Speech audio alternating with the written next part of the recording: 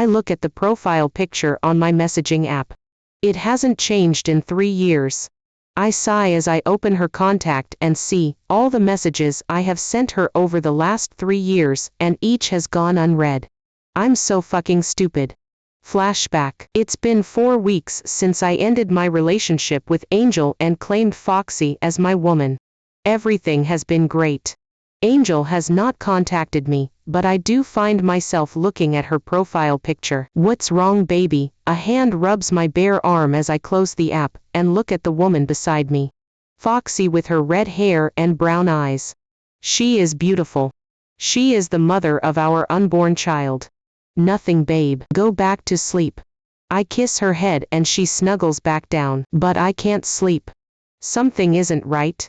My gut is telling me I should check up on Angel. I shake that thought away. Why should I? The bitch was cheating on me. Prez, we need to go. The Morettis have called an emergency meeting. Blaze, my VP, says, and I groan and sit up. I quickly get dressed. The Morettis, this could be bad.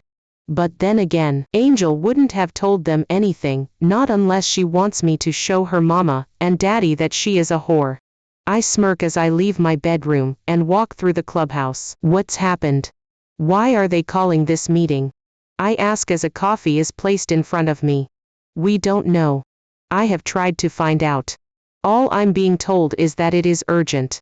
We need to leave now, he says. Well, you don't need to tell me twice. No one keeps the Morettis waiting. When they call, we move. My father Hatchet and Antonio had worked together for years. That's how I met Angel. They would come here or we would go to them. Even though she is 4 years younger than I am. We did used to have fun. Then, when Angel turned 18, the attraction grew between us and I took her virginity. We were in a secret relationship up until those photos were delivered to me 4 weeks ago. I said some pretty awful things to her when she walked in on me fucking Foxy. She needed to see that what I did were the consequences of her actions. Like the naive little girl she is, she denied, and we argued. She slapped me, but I didn't care and I don't care. She got what she deserved. I mount my bike alongside with Blaze and Ripper. He is my sergeant at arms. We head out of the compound and onto the road. We ride for a few hours before we arrive at the Moretti compound. We pull up and climb down. Entering the mansion, the atmosphere is somber. But we don't wait long. Don Antonio Moretti enters the room and we all nod our heads in respect to him. He looks like he has aged drastically, but then there is Tegan. She looks like she hasn't slept and has cried. What the fuck has happened? Thank you for coming at short notice. We appreciate it. Please sit, Antonio speaks as he takes his seat and pulls a distraught Tegan onto his lap. We have called you all here because our daughter, our Angel, is missing. My eyes widen and murmurs break out around the table. I look at Blaze and he glares at me. This won't have anything to do with me. I'm sure she is just doing this for attention. How long has she been missing? I ask and all eyes turn to me. A week. She hasn't been herself for a while.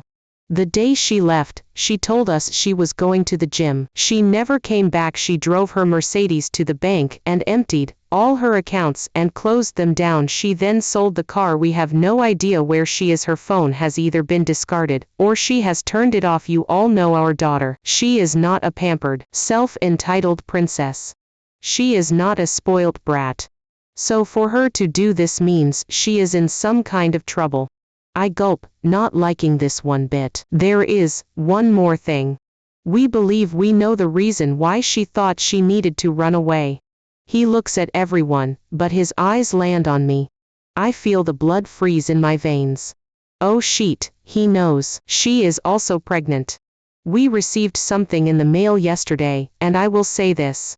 What we received had been fabricated. My team has already established this. What did you receive? One of the Dons asked. Pictures of our daughter sleeping with different men. Whoever sent them is an amateur. Simon and Rosina established very quickly they were photoshopped, so it would seem the reason why our daughter ran is that she was being threatened with these images. Angel is a kind, gentle soul. We have teams already looking for her in every corner of the world. My heart is beating erratically. The pictures are fake.